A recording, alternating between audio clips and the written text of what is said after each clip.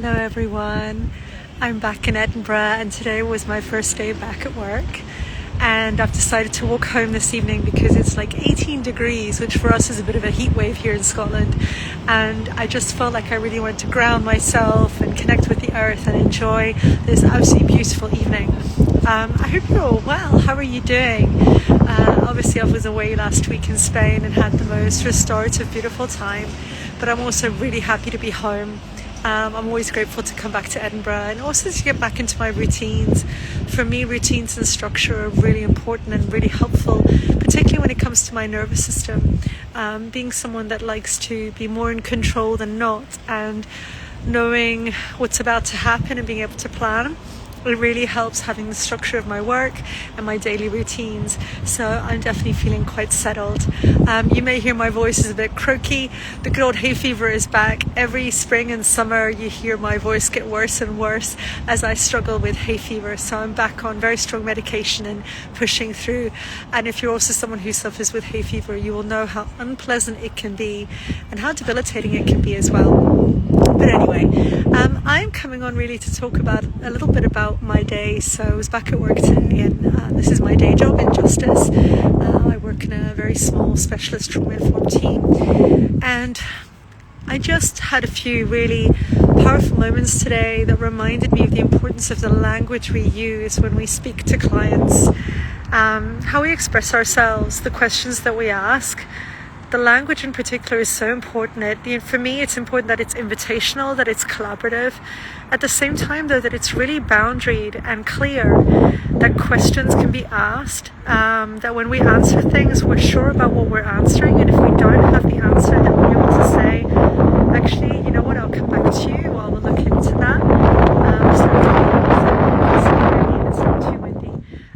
So I was just really reflecting on the importance of that today. I've been working with a few clients for quite some time one-to-one, and I do groups as well, but reflecting on the one-to-one work in particular, working with trauma, it's really important to build a really therapeutic rapport with that person so that they feel safe, you feel safe, there's a trust that's built, there's an understanding of kind of the unwritten rules of the relationship, those boundaries, the respect, but also the kind of idea that you're both all in and you're both accountable, and that is so important.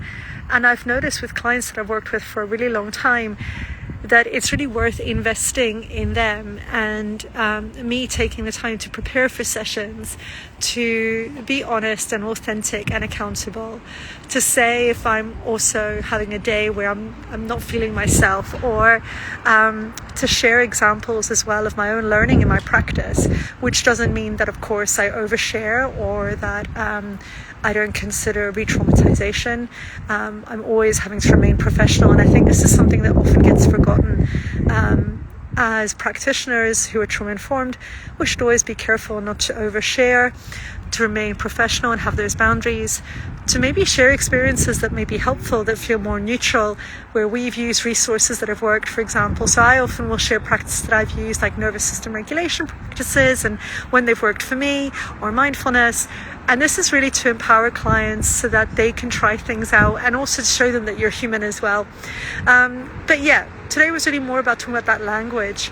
I think it's something we often forget about, how important the use of our words is, the power of words, the power of how we express ourselves, the power of a pause as well, and just listening, active listening, and allowing someone the space to take a breath, to think about what they want to say, and allowing ourselves as well as professionals to do that, not to feel we always have to give an answer or rush into something or make a decision. Sometimes it's also okay to just say, okay, I just need a moment, let me sit with that, or I'll come back to you. And when it comes to language, things like how does that feel for you, or how does that land with you, how does that resonate with you, not assuming anything, and really truly listening, and of course observing the client's body language as well is so important, to notice, are they being dysregulated, do they feel triggered, is that something that can be explored in the work. So anyway, I was just thinking of that today because, as I said, I met with a few clients I've been working with for a while, and I was reminded of how important it is to have that healthy relationship, to have that professional relationship. And when that trust and respect is present, how much growth is possible, how much learning is possible. And that's an incredible gift. And that's something that I try and create in my business as well, particularly when I do group sessions, which is my main thing that I love to do, really creating group spaces where we all hold the space together. You'll often hear me say, okay, we are jointly holding this space. It's not just me. We are jointly accountable, offering people disclaimers and being really clear that it's trauma informed, that people are in choice, that they do what's right for them and their bodies, and that there's no judgment in the space, and that we're all in it together and we're all learning. And it's this idea that actually none of us are experts. We're all navigating our nervous system. We're all navigating different experiences together. And also an acknowledgement that when we do go deeper, when we do the work, it can feel vulnerable, it can feel uncomfortable, and we can work through that gently with compassion and with choice. And we can come out the other end having learned so much about how our body functions, how we think, how we feel, what works, what doesn't, and knowing that there's no right or wrong as long as it's right for you and your body. So anyway, that's ended up being a very long post. I just wanted to share that. I actually just wanted to come on and say, hey, I'm here in the park and it's so wonderful. Look, loads of people are out and just enjoying this beautiful evening. I certainly am. And if there's sun wherever you are, I hope you're getting out or able to get out, get some sun, or even open a window and just enjoy this beautiful spring weather. I know that in the last week, Storm Dave had hit and there'd been snow and all sorts here in Scotland, in Glasgow and Edinburgh in particular. I also know that the rest of the week is looking more mixed, so I'm grateful for this evening and for this moment. And I'd be interested to hear, does what I shared just a moment ago, what did I share with you about the use of language and being trauma informed, does that resonate with you? What do you think or feel when you hear that? I'm always really grateful to hear from my followers and from people that I work with, so I would love to hear your thoughts on this. And if you've been in my group spaces, how has that felt for you? Can you resonate with this idea of jointly holding the space, of being in choice, of feeling empowered, of not being judged? I really hope so. Yes. Okay, I'm going to go. I'm going to walk home and enjoy this lovely evening and then go and rest. And then I've got a busy rest of the week.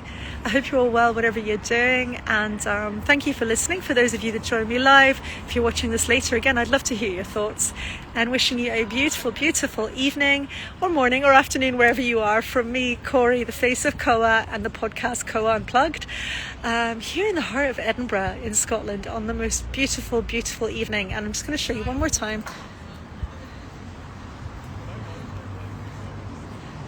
A gorgeous park.